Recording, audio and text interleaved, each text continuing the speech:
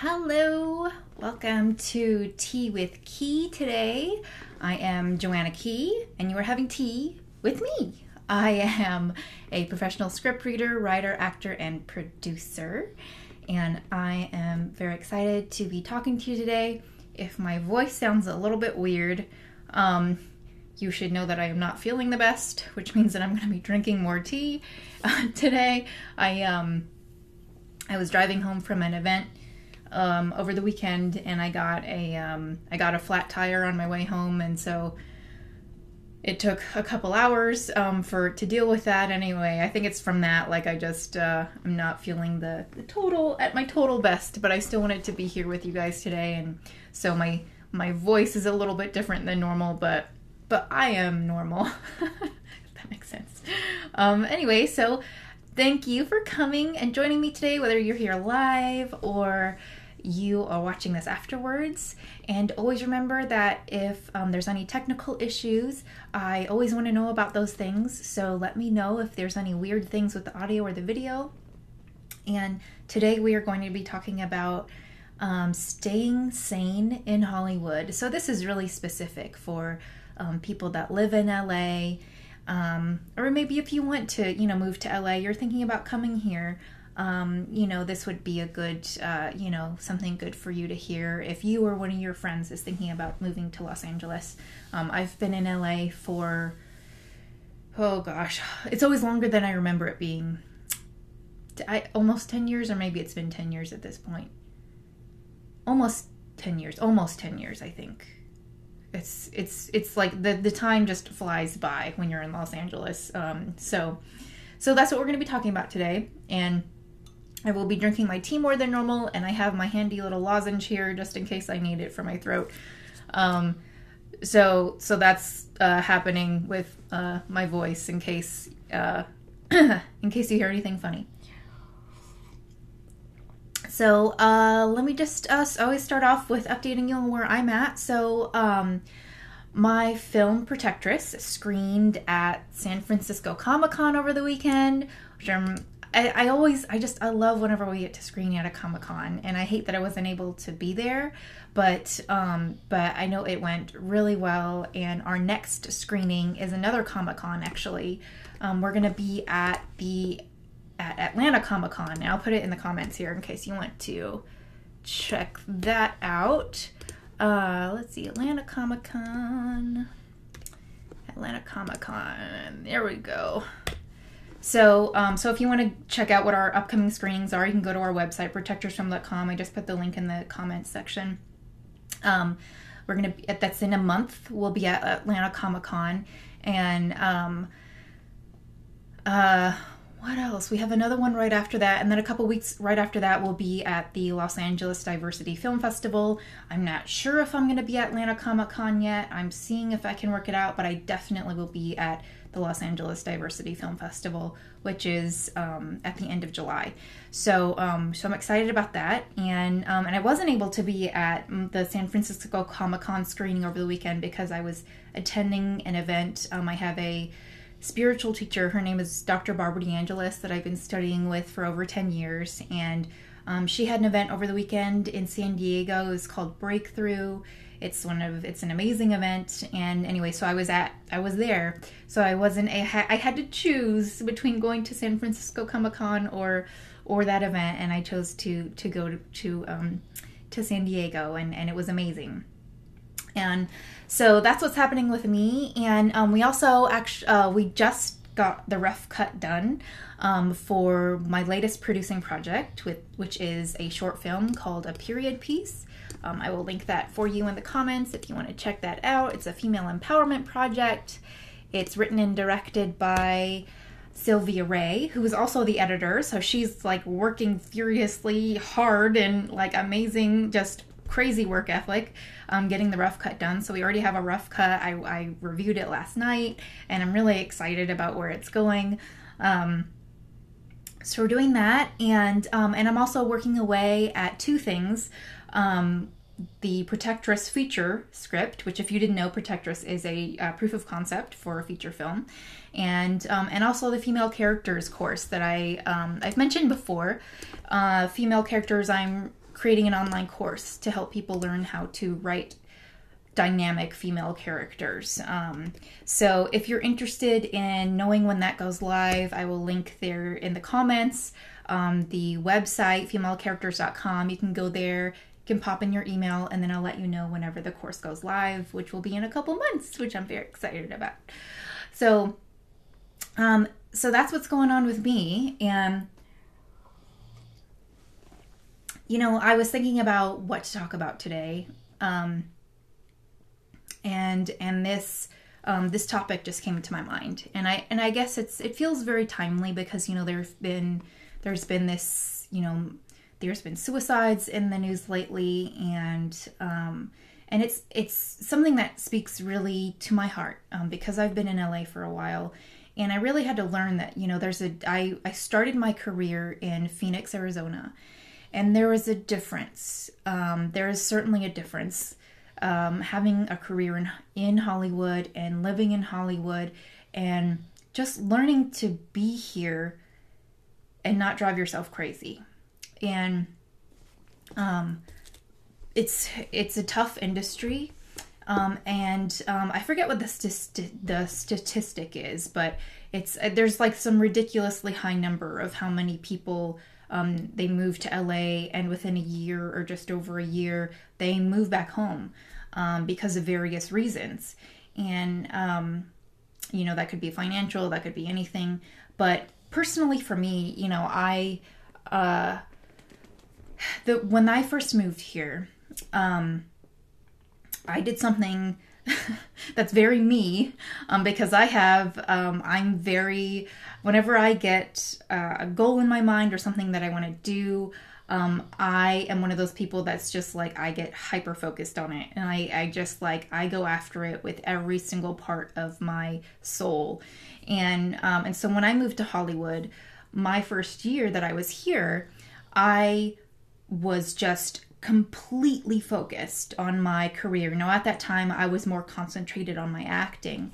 And so I was like, my mentality was, if I put all of my time, all of my energy, all of my money, all of my everything into this, something has got to budge. Something's got to work.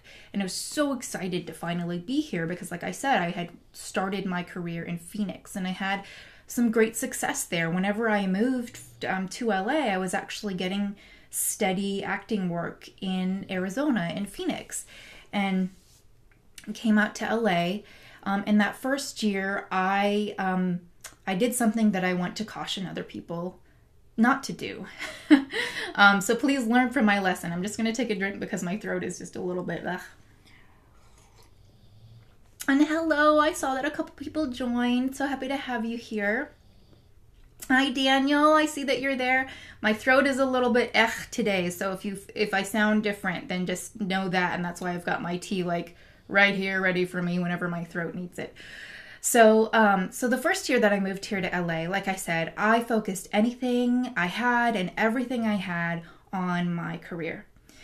And that was a mistake. Because I did not have a life. Everything that I had, I threw at my career.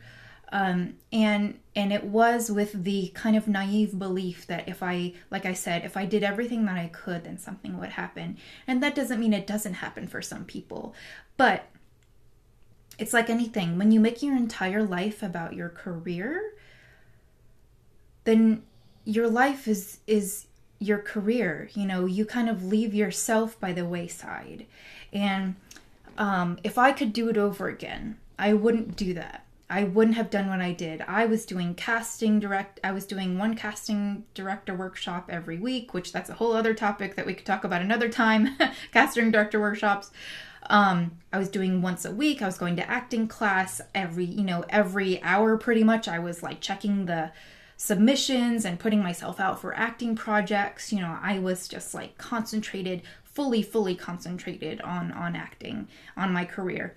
And that was a mistake because I just kind of let myself fall by the wayside. And what I mean by that is you need to have a life. One of the things that I remember I started doing that kind of helped me helped pop me out of that pattern that I was in was I started to volunteer at a horse rescue. I love horses. And I remember that being one of the first things where like I started to feel fulfilled outside of my career. I had put all of my apples basically in one basket, or all my eggs in one basket, and was like, my career will be the thing that fulfills me. And you can, I think when you move to LA, you can really fall into that trap. Like, I'm here, it's finally gonna happen, like I'm here where all the opportunities are. And it's true, but and especially if you're an impatient person like me, you can like work yourself to the bone, but it turns into, it's the feeling is kind of like you're standing in place and you're running furiously, but you're not actually going anywhere, and you just exhaust yourself, but you're not actually doing anything. You do so much, but you don't actually have to do so much in order for your career to happen. There's so many different things that play into why somebody's career takes off or something happens for them that don't even have to do with your talent or your skills. There's timing, there's all kinds of things. And so when I was running in place and trying to do all these things, I was then letting myself, I wasn't feeling fulfilled. I wasn't feeling happy. Oh, hi, Levy. It's good to see you here. So there's this really great quote. I love this quote from Anton Chekhov. And he says, if you want to work on your art, work on your life. Brilliant. I love this quote. And so I really started to hunker down on that, really. And actually, it's ironic that I just went to, it's perfect actually that I just went to an event with my spiritual teacher, Dr. Barb DeAngelis, because my focus started to shift to myself. In a way where I was more focused on making myself not just the best actor or script reader or writer, but person. And so because a lot of these things, I want to talk about this conversation is going to go in circles because everything is interconnected. And people talk about having confidence. I had posted prior to this Tea with Ke asking if anybody had a question about, staying sane in Hollywood. And my friend Jeff Rowe, he's a photographer, he was talking about, rejection and having confidence, and that being important because especially, my perspective comes from an acting background, starting from an acting background, then as a writer and a script reader and a producer. And so rejection is really important for us to address, but it's easy for somebody to just say, have confidence, but what does that mean? How do you build that confidence? When you are faced with some very harsh people or very harsh circumstances, how do you sustain that love for your career, that belief in yourself that you are a great artist, even if somebody doesn't see it? How do you do those things? Oh, David's here. Hi. Oh, and I saw Levy. You have a question. You're in LA. I was just there this past weekend, and you remembered how to pronounce my name. Of course, I remember how to pronounce your name, Levy. No, actually, I was in San Diego over the weekend at an event, so I just missed you. But yeah, next time you're in LA, let me know. Hi, David. And David is really good about actually knowing how to pursue a dream because that's what he did. But I can let him talk about that because he's really awesome. So talking about confidence, one of the things that I've done, so I have to talk from my personal experience, is working on myself. And like I said, I have a spiritual teacher that I've been studying with for over 10 years. She's amazing. I love her so much. Actually, she actually has an event coming up. It's a free event. It's a virtual event that if you're interested in it, I'll just pop it in the comments. So that if you want to sign up for it, it will be in the comments. But so one of the things that I did is that I started to work on myself. And I've been doing that for a while. So that means that I started to work on how do I sustain that confidence that you need in this industry, because confidence can mean a lot of things. And I, especially in the entertainment industry, there's a lot of ego, and I think ego can be mistaken for confidence, and that's not actually what will sustain you. An arrogance or a narcissism, which is just like everywhere in the industry, and those kind of things are not what will help you feel fulfilled as an artist or as a person. Because if you start to get too skewed over to, I'm going to fulfill myself as an artist, but you forget about yourself as a person and your heart, that's where in the mistake that I made the first year that I was here, that's where you start to feel unfulfilled. You start to feel unhappy because you're forgetting yourself. And so one of the things that's helped me personally is I have stayed working on myself for over 10 years. With Barbara DeAngelis, I'm one of her, she has an advanced program. Like I said, I've been working with her for over 10 years. Going to personal development seminars, reading books that have nothing to do with the industry. And that is part of having your own life, having your own interests. One of the things that I do right now is, like I mentioned before, I had volunteered at a horse rescue.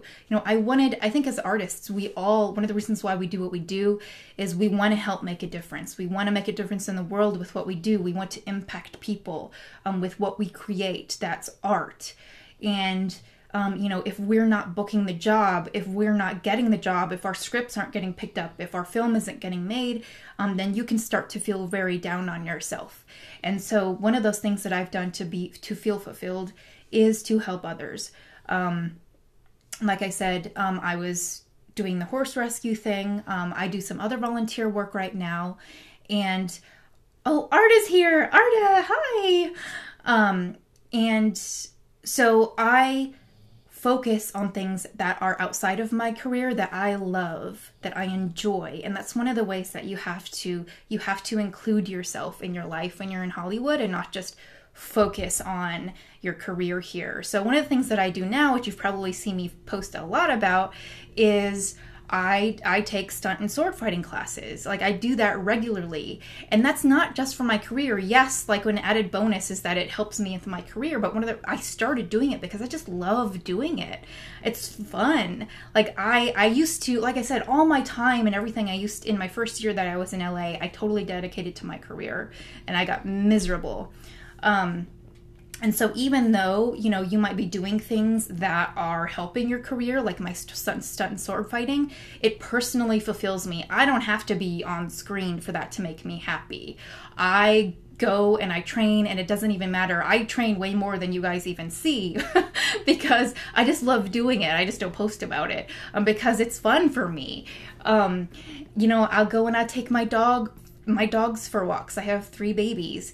And those things, not leaving yourself out. What do you really, really enjoy? What really makes you happy? And this goes into something else I want to talk about, which is not falling into the trap of what people tell you your career should look like because you're in LA now, and specifically if you're an actor. So one of the things that I hate about the mentality or the advice that's given to actors or just creatives in the industry is a starving artist mentality that is promoted like as if, you should love your art or your career so much that you would live, in your car, if you had, $1 left, you would be spending it on an acting class, or you would go buy equipment, or you would, be writing with, there was some quote I remember, it was like, to love it so much that you would write with blood on, if you're a writer, that you would use your own blood to write, if you didn't have any ink left. Like, I hate that mentality, and I think it's bullshit, and excuse my French, but it is, because it makes you miserable. You're leaving yourself out of your life and out of your career. The reason, I'm going to go back to that quote from Anton Chekhov that I love, which is, if you want to work on your art, work on your life. Your art comes from you. Everything that you do comes from you as a person, not because you submitted resumes, not because you got, so many, interviews for a gig, whatever, everything that comes from you, every single work that you do, every person that you meet is going to be impacted because of who you are and the energy that you put out there. And so if you're not feeling fulfilled as a person, inside, spiritually, artistically, whatever, all of those things come across, and it doesn't matter if you get all of the opportunities in the world that you're looking for, you're not going to feel happy. I mean, just look at the recent suicides, the very tragic suicides that happened. It's like, how do those things happen? And there's all kinds of factors that play into it. But from my personal experience, I can tell you that you can have all of the money in the world, and I've worked with people that have so much money. They're incredibly outside, the picture looks like it's successful. But I have felt more abundant than they do because I focus on myself, and I focus on myself as a person, as an individual, and that makes me a better artist. It helps me to be a better actor or a better producer or a better screenwriter.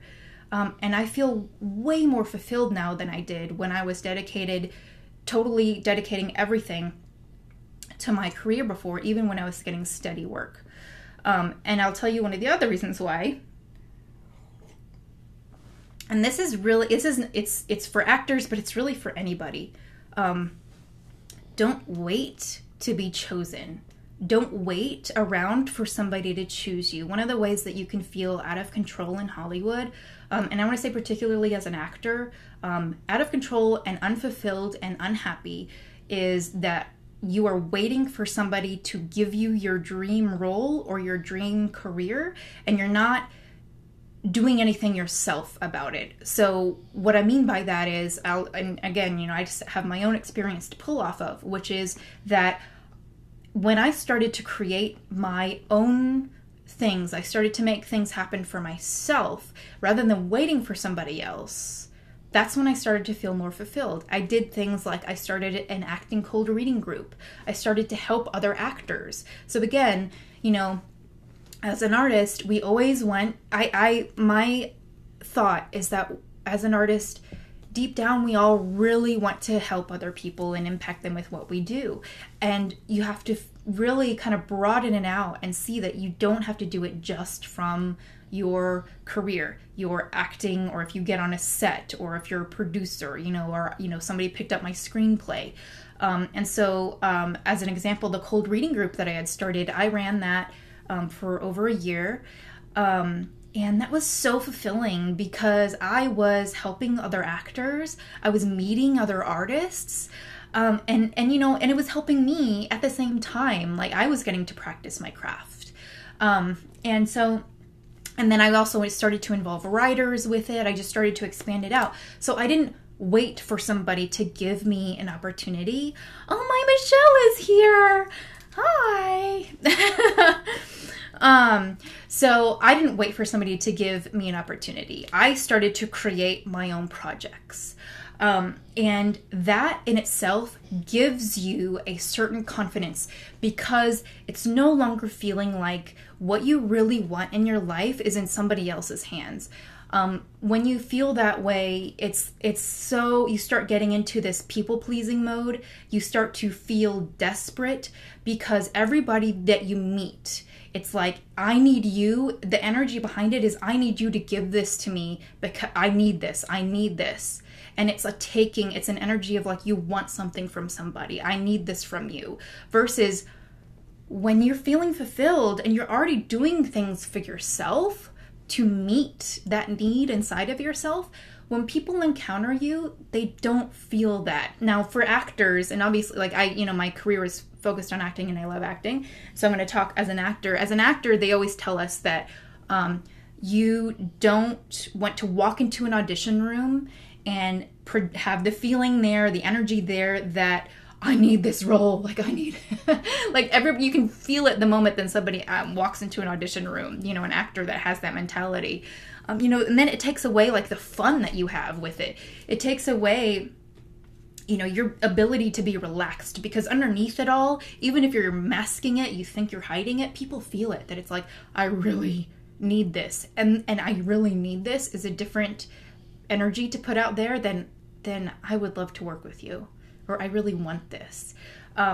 One of the things that happened for me, so one of the biggest project that I produced so far, which is the one that you guys keep hearing about because it's out on the festivals right now, is Protectress, my fantasy action.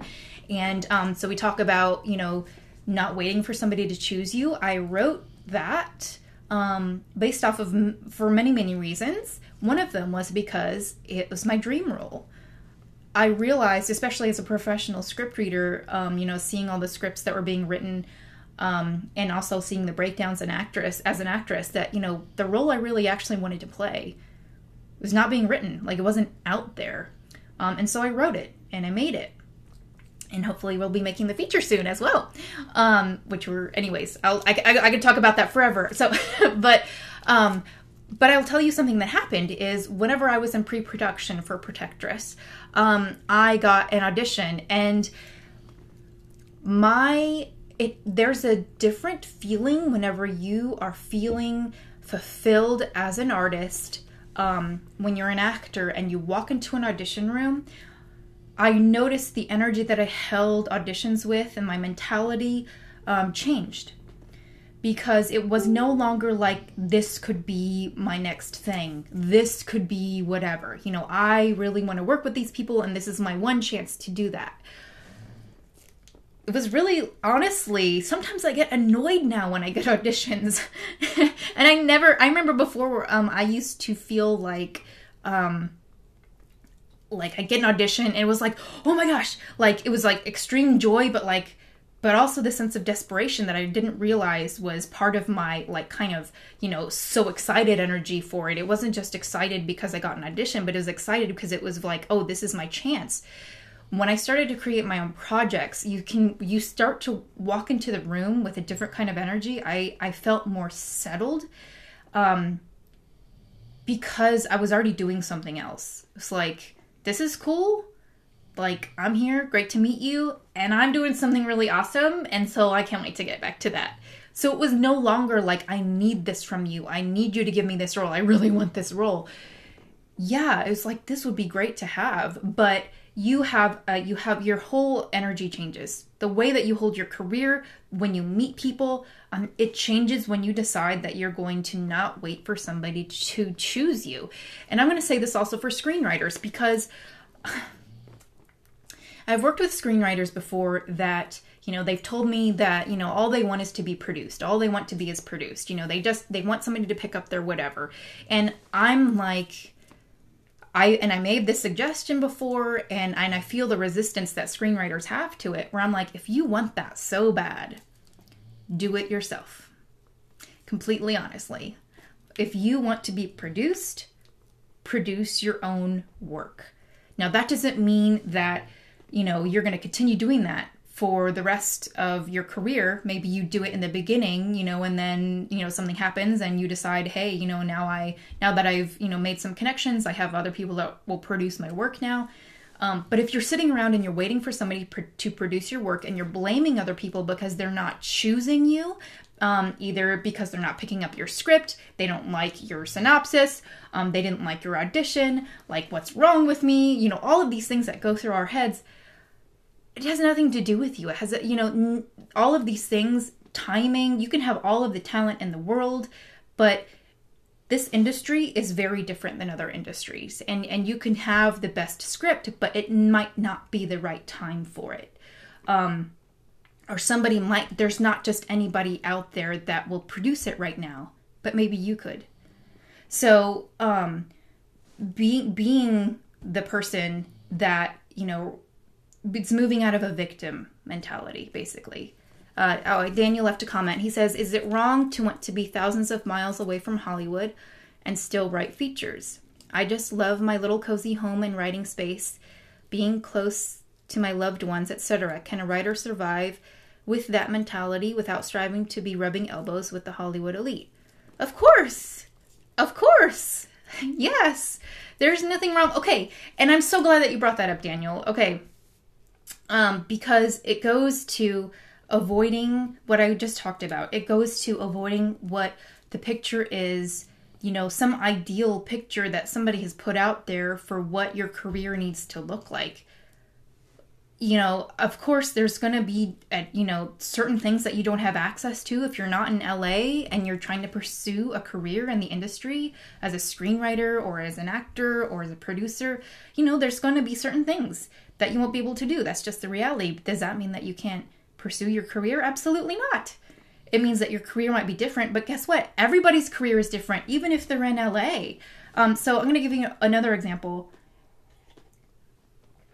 I moved out here around the same time as one of my best friends out here. Her name is Kristen Irene. She's just the best. She's my best buddy. And she's a short, little blonde Caucasian girl. I am a tall, ethnically ambiguous brunette.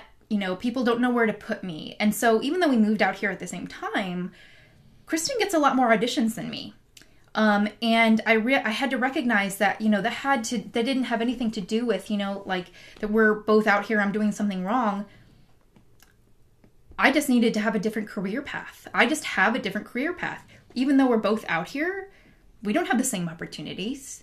And that's just natural. That's just how it goes. That's just life. And so to answer your question, Daniel, nothing is wrong. Nothing is wrong with what you want to do. That makes you happy. That's how you feel fulfilled. Well, yeah, why would you move out here? You feel like crap. And like you're away from your friends. You're away from your family. That's not what you want for your life. Your career is your life. And so that's totally okay. But you just have to also be realistic. And at the same time, you know what makes you happy. But also see, okay, well, if I want to have access to, or I want to attend certain industry events, or I'd like to network with certain people, maybe okay, I'll either decide that I won't have that right now, or maybe I'll do some virtual stuff, or maybe I'll fly out to LA, once or twice a year to attend some events, which I know some screenwriters and people that do that. You don't have to live in LA.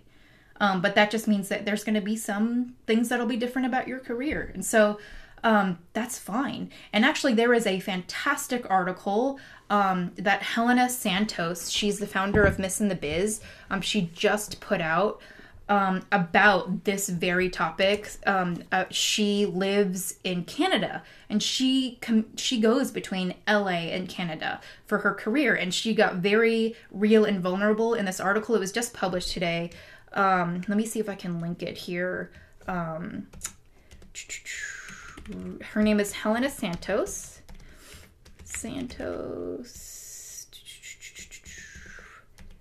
Miss in the Biz.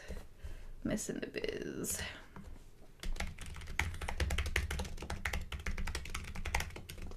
Okay, so I linked to the Miss in the Biz page there, and then if you click on that, then her article will be there. Read that, and Daniel, you should read that, because that'll give you even more insight into your question from somebody who's actually doing that. I see your comment. Thank you. Good idea to fly out and keep in touch with the industry through seminars, etc. I'm in the Seattle area, so it's not that far. Thank you so much for the advice. Oh, good. Yeah, you're not that far at all. And yeah, absolutely. You just have to think about what you don't have access to if you're not going to be living in LA. And so, for me, I actually live a little bit north of LA. I don't live in the city because I don't want to live in the city. That doesn't make me happy. I actually, when I go into the city, it's it's so frenetic. It's just a totally different vibe than where I live. I live a little bit north where it's more suburban. There's actually parking that you don't have to pay for. I will never get used to having to pay for parking like everywhere and everywhere. That's what I like. This is where I love to live. People hear where I live sometimes and they're like, for them, it's so far because, they're used to 15, 20 minutes from something. Sometimes it takes me an hour, to get to an audition or to an appointment, but I'm fine with that because I like where I live. This is important to me. So you have to think about your own happiness and not just what is going to make other people happy, with your career. I have to take a drink. My throat's getting a little wonky. Okay, so let's keep talking. So I talked about having a life, and this is my notes. I'm looking down at my notes here, in case you're wondering. And as always, if you have a question or if you have a comment at any time, just like Daniel did, pop it in the comments, and I monitor the comments afterwards. So if you have, anything you want to say or a question, go ahead and just pop it in there, even if you're not watching this live, because I will see it and I will respond to you. So, I talked about the starving artist mentality, which I think is bullshit. I do not believe at all that you have to be poor or that you have to give up everything that you have for your career. This is one of the things that goes into what we were just talking about, somebody else's picture of what your career should look like. And, like I was saying, like I used to go to all these casting director workshops, and they have all kinds of advice for actors, but they've never actually been an actor. And even if they had been an actor, it doesn't mean that you have to follow that advice or follow that same path, because everybody is different. It's like, I know somebody that moved out here, and within 6 months, he was a regular on a show. And now guess what? Now he doesn't have, that show was ended, and now he doesn't have that regular work. So now what does he do? You have a certain idea of what success looks like for you. The word abundant keeps coming to my mind. I want to feel abundant no matter what's going on in my career. And so even though, even I sometimes, sometimes I'm like, oh, I wish I could just do my acting or my writing, my producing full time. I have my script reading work, and I still love that that's part of the industry. But sometimes I'm like, gosh, I wish I could just write my own scripts or, whatever. I didn't have to have a day job. But those things give me the income to be able to do what I want to do, things that make me happy. And they don't have to do just with the industry, Like we went to I went to the Renaissance Festival the other weekend because that's something I want to do. I want to eat good food. I want to have the income to be able to do that and not dedicate all, of my time and my energy to my career, which that's part of the starving artist mentality and some of the advice that's given to specifically actors, that you will basically live and die by your career. I won't do it. And I don't recommend it. And I think that's where people feel burnt out because they're no longer sustaining themselves on an emotional, on a spiritual, on a physical level, because everything is going towards their career. And that is not how you can survive and thrive as a person. And especially in Hollywood, where it can be very harsh and expensive. Levy says, LA traffic is horrible. It can drive a sane person mad. That's true. That is true. LA traffic is terrible. But you do things. You do things to help with that. There's some fantastic podcasts. Like if I'm on a long drive, I'll call my family because I'm totally aware, like I'm probably going to have an hour right now in traffic. And so I'll use that time. LA traffic is bad, but it's not a surprise. And that's the thing also. It's like, reality says, and everybody's always known for how many, years that LA traffic is terrible. So if that's the case, the reality of a situation, what can you do? What can you do to bring more happiness and abundance to your life? So of course, like I said, I live a little bit further from the city than most people. But I use that time, and I also, I chose a career for myself, a day job, script reading that I could do anywhere. And so, I chose something that I can do from home because that's what makes me feel fulfilled, and happy, and I'm still connected to the industry. And so I created that for myself. That didn't just fall into my lap. I went out and I sought it. And that goes to the same thing that I was talking about earlier of creating, your own opportunities, not waiting for somebody to choose you. What is going to make you happy regardless of what somebody else tells you? That pressure we have on ourselves as artists, People are just talking from their own experience. People are talking from the success that they've seen, but everybody has their own path and their own story. So, I'm just looking at my notes here. Oh, I was going to talk about a couple other things connected to not waiting to be chosen and when you start creating your own work. That's one of the things that has helped me feel the most fulfilled in my career as an artist.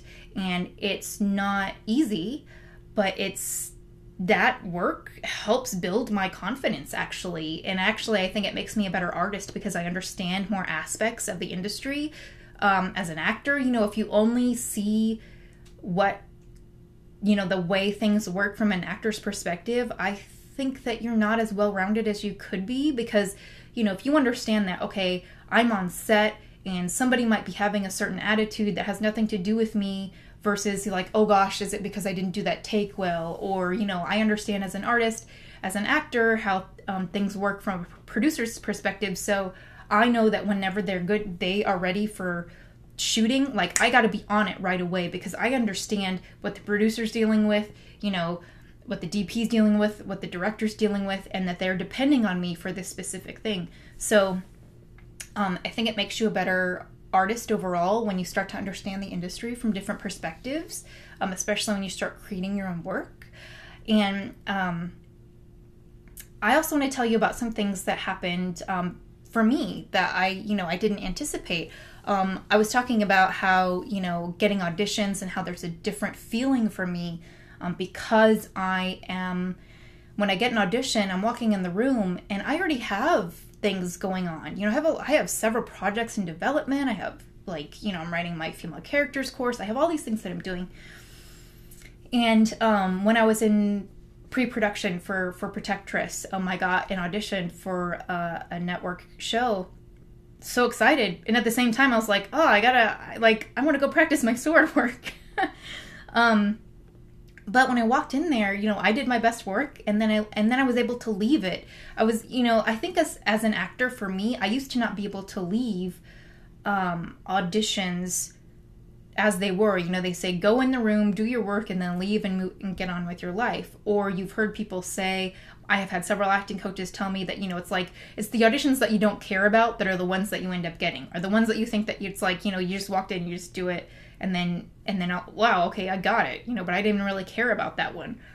That kind of mentality came in for me when I started creating my own stuff, because, like I was saying, I had this audition for this major network show, and it's like you care about it. You still care about it. You want to do a good job. But I was able to leave it right afterwards because, I have other things. I'm producing my short. I got to focus on that. So I wasn't hyper focused on it at all. Whereas before, I would get so, oh gosh, did I do that right? Did they look like they kind of liked that? Did I say that line right? Whatever.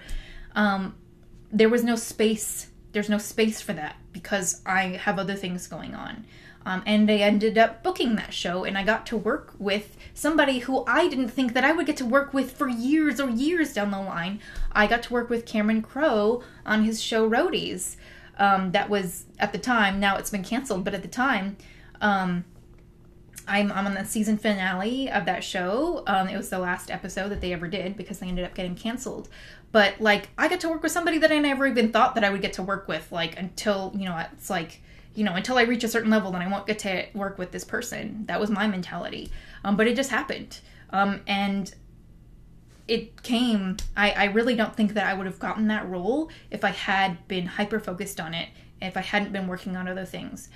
And the other thing that happened was, I don't know if you guys create, does anybody that's watching create any vision boards, or have you heard of that? Most people have. Vision board, you cut things out of magazines. I'm looking over here because mine is right over to this side of my desk. You create a certain, whatever for your life. Some people put pictures on there that's a certain feeling. There's just a feeling, or very specific goals or whatever. And I remember whenever I started to submit my film Protectress for film festivals, and we got into this really fantastic film festival that if you have a geeky type film, sci-fi, fantasy like mine is, I highly recommend you submit to it. It's called Geek Fest. We got into Geek Fest, and Geek Fest is a touring Comic-Con festival, which is amazing because, we got into this one festival, but we actually have several screenings because it travels around the country to different Comic-Cons. Oh, Levy's never heard of a vision board? That's funny. We'll look it up, Levy. Vision board is like you cut things out and you, it's just like you look at it and you kind of remind yourself of what your goals are, and it kind of motivates you. If you're ever feeling down or, whatever it is, and then you can look at it and just remind yourself, of what you're working towards. So it's a cool like motivator and just kind of helps, build that energy around your goals. So mine's over here, and so we had gotten into this Geek Fest film festival with Protectress, which was one of my goals. Actually, I was so excited about it, and they have a filmmakers panel at the Comic-Cons, and I remember when the festival organizer was like, okay, we have our first Comic-Con, and we have a filmmakers panel, get back to us on who is going to be on the panel representing your film, if you're going to attend, whatever. And in my mind, I was like, oh, well, so our director, her name was America Young. I was like, oh, well, America should do it. America's the director, people know her name, especially in the Comic-Con circuit. And so I emailed her and I was like, hey, do you want to be on this panel? And so, yes, exactly. Sorry, Levy says motivation board. LOL. Yes, exactly. Yeah. And it helps you kind of clarify what you want.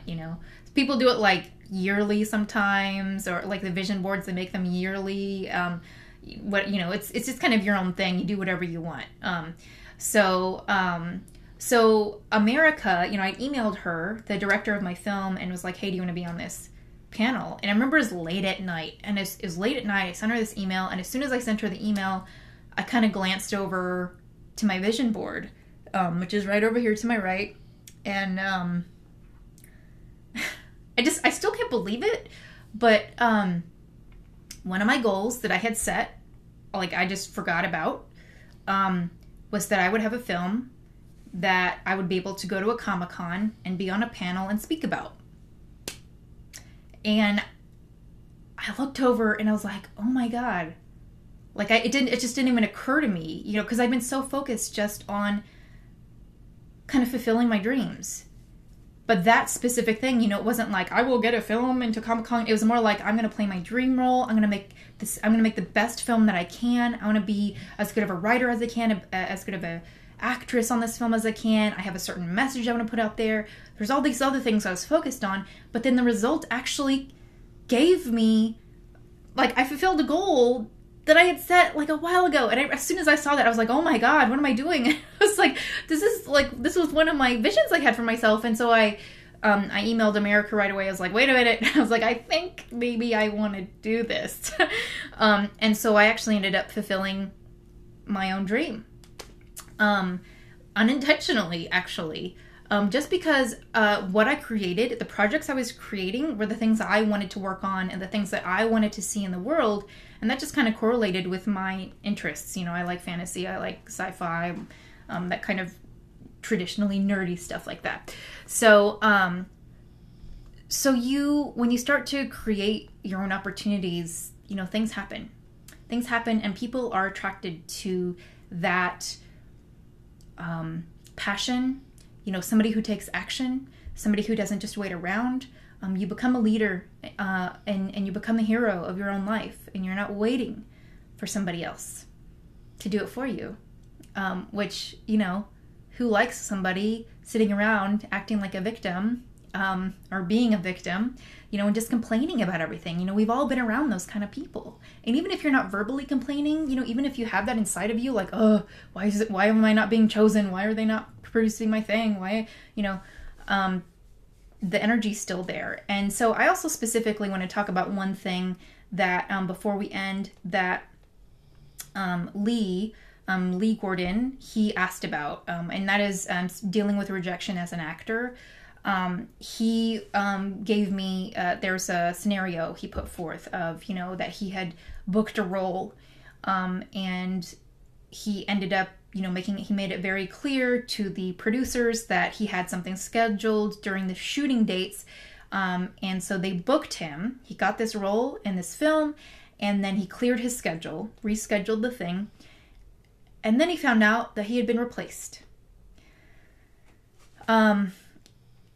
Unfortunately, this is not unusual. This is one of the things about the industry that, again, you have to go back to the reality of the situation that you're in. And it sucks. It doesn't mean it doesn't suck, but that happens a lot in our industry. It happens often, and it doesn't always have to do with you. And I can speak to that, especially from personal experience as a producer. Things happen that, the casting of a film is really important for many different reasons. Many different factors go into it, and recasting is typical. I'll tell you just a little, one more story about something that happened to me that's similar to what Lee went through. And that is, I booked a series regular role on a Chinese TV show, and we were set. We were going to be filming all over the country. We were going to be traveling. We had our, we had our rehearsals. We were getting costume fittings. Everything is in full swing.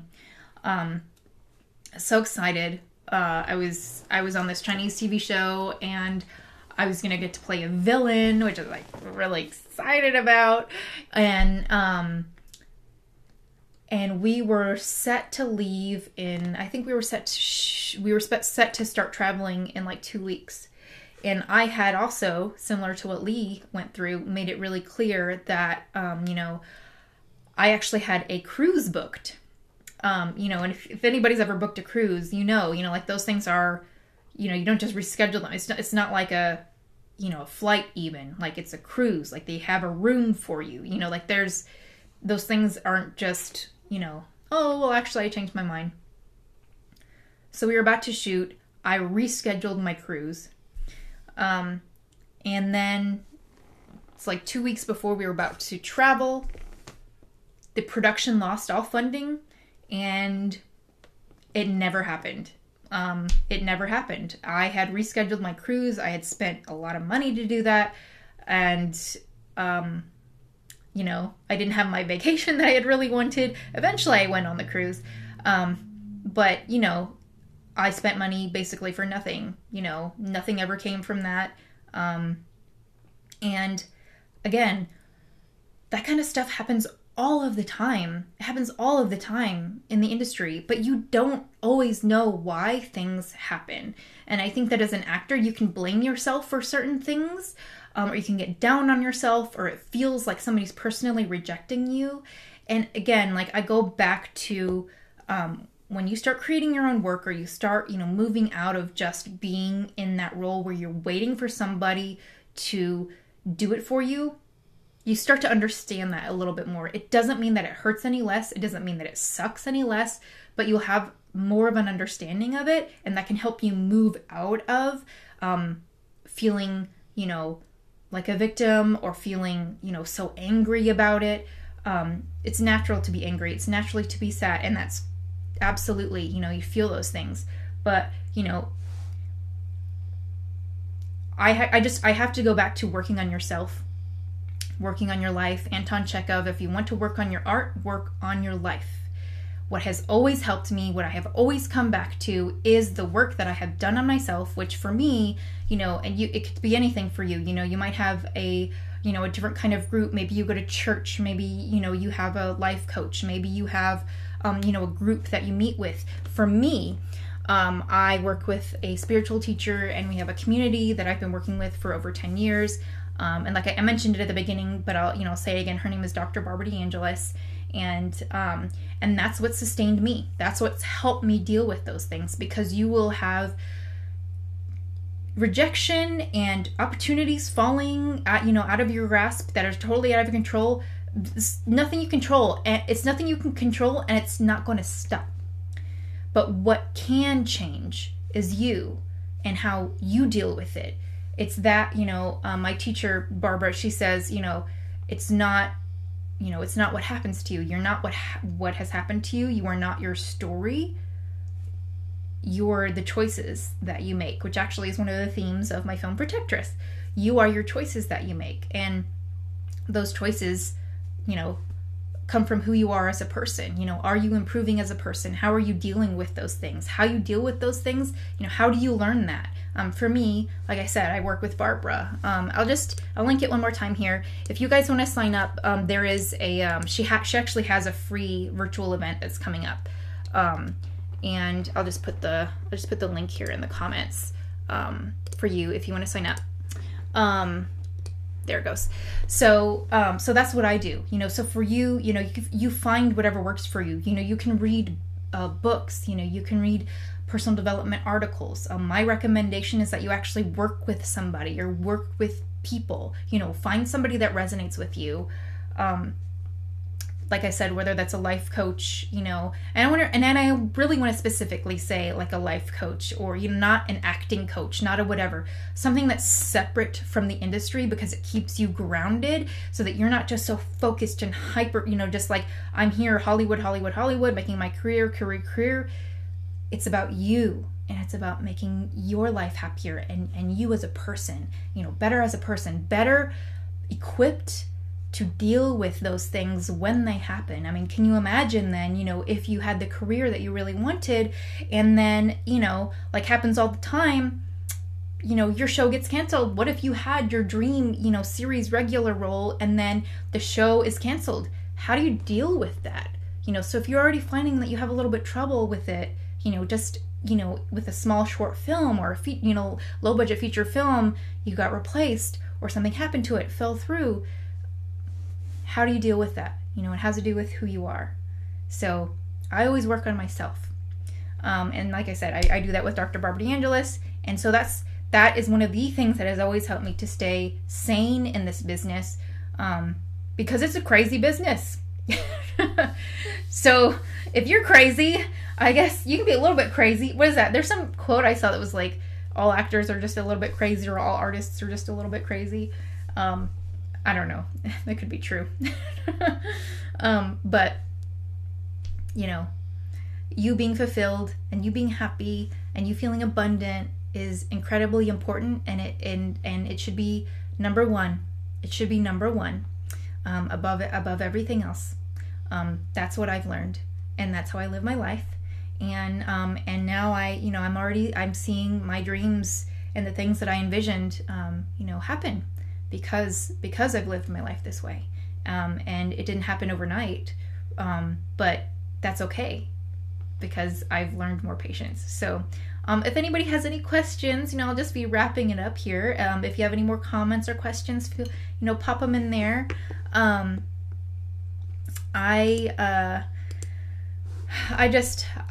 love this topic because I have, lived it myself. I live it myself. I've been in a place where I was extremely unhappy, feeling very unfulfilled, and I've moved through it, and I'm on the other side of that. And so if I can, if there's anything I can do, if there's anything I haven't addressed that you'd like me to talk about, let me know.